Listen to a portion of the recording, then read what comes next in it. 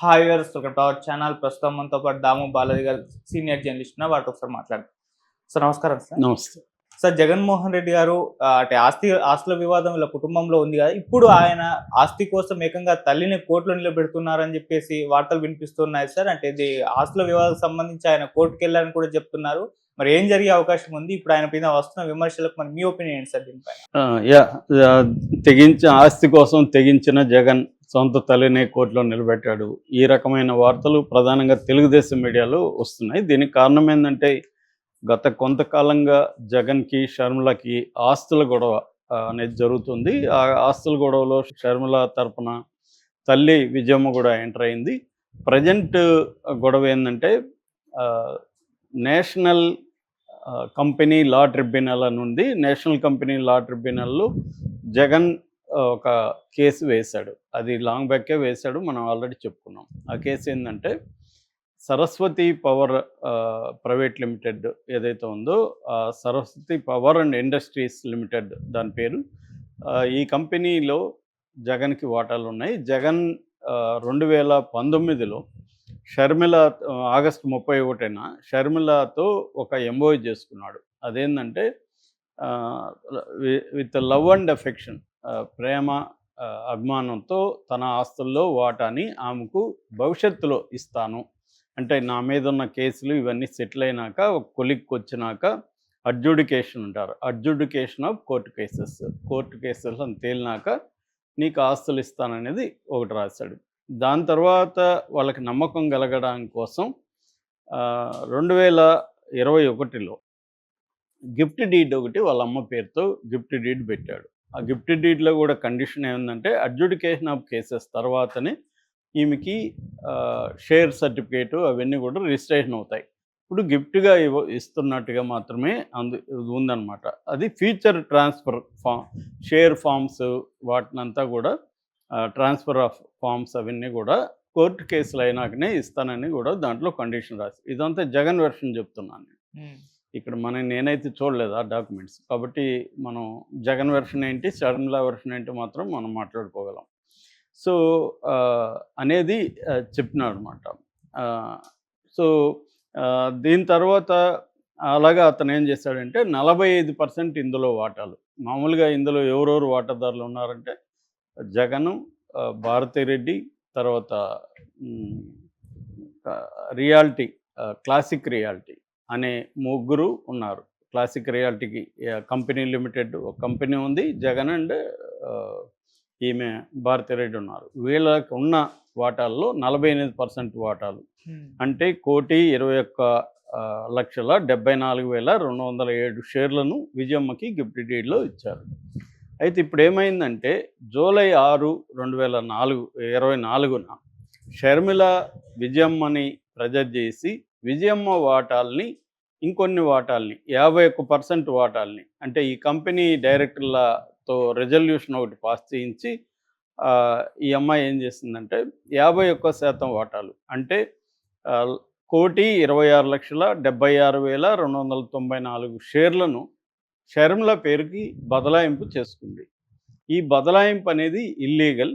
ఎందుకంటే నేనే వాళ్ళకి విజయమ్మకి చేయించలేదు లీగల్గా, ఓన్లీ గిఫ్ట్ డీడ్ ఇస్తాను, అలాగే ఎంఓయూలో భవిష్యత్తులో కేసులు పోయినాక ఇస్తాను. ఈ బదలాయింపులు అనేవి ఇల్లీగల్. అవి ఎందుకంటే షేర్ సర్టిఫికేట్లు అవన్నీ రిజిస్టర్ కాలేదు, ఇల్లీగల్. కాబట్టి దీన్ని ఆపాలి, సెట్ అసైడ్ అంటారు, సెట్ అసైడ్ చేయాలి, ఇది చెల్లదు ఈ బదలాయింపు అనేది. జగన్ ఏం చేశాడంటే ఇటు విజయమ్మ మీద, షర్మిల మీద, సాండూర్ పవర్ మీద, రిజిస్ట్రార్ ఆఫ్ కంపెనీల రిజిస్ట్రార్ మీద కూడా, అంటే రిజిస్ట్రేషన్ చేశారు కాబట్టి రిజిస్ట్రార్ మీద కూడా కంపెనీ చట్టం కింద వేశాడు. 56th section of the companies act కింద ఇది చల్లదు. కంపెనీస్ యాక్ట్ 2013లో ఉంటుంది మనకి. అందులో 56వ సెక్షన్ ప్రకారం ఈ బదలాయింపు చల్లదు అనేది వేశాడు. అయితే ఇక్కడ లీగల్ ఫ్రేమ్వర్క్లో ఏమైతే వేసినప్పుడు ఈమె మళ్ళీ వీళ్ళకి కూడా ఇది వచ్చింది కాబట్టి, నోటీసులు వచ్చాయి కాబట్టి, ఈ సాండూరు పవర్ కావచ్చు, షర్మిల కావచ్చు, తర్వాత విజయమ్మ కావచ్చు, వీళ్ళందరూ కూడా కౌంటర్ వేశారు. కౌంటర్ వేసి వాళ్ళ వాదనలు ఏవో వాళ్ళు వినిపించారు. ఇది మాకు చెల్లుతుంది, ఆల్రెడీ మాకు అవుతుందని. ఇప్పుడు జగన్ ఏం చేశాడంటే వారం ముందు మళ్ళీ ఒక అఫిడవిట్ వేశాడు. ఆ అఫిడవిట్ ఏముందంటే దీన్ని స్టే ఇవ్వమన్నాడు. వీళ్ళ బదలాయింపుని ఆపేయండి, స్టే ఇవ్వండి ఫస్టు అన్నాడు. అంతకుముందేమో దీన్ని చెల్లదని పుట్ట సైడ్ అని అడిగాడు. దీన్ని టెంపరరీగా ఇంటీరియం స్టే ఇవ్వండి అని అడిగాడు. ఇది ఇప్పుడు మళ్ళీ వైరల్ అయింది. మళ్ళీ జగన్ వదలకుండా ఇంకొక పిటిషన్ వేశాడు. తల్లిని కోర్టులో నిలబెట్టాడు. ఆమె ఆవేదన పూర్వకంగా ఒక కౌంటర్లో కూడా నా నా కొడుకు నా కోడలు కలిసి నన్ను ఇప్పుడు కోర్టుకి కేటుగా చేశారు, నా ఇద్దరు బిడ్డల మధ్య నేను నలిగిపోతున్నాను అన్న ఆవేదనని ఆమె వ్యక్తం చేసింది. ఇది legal position of the case.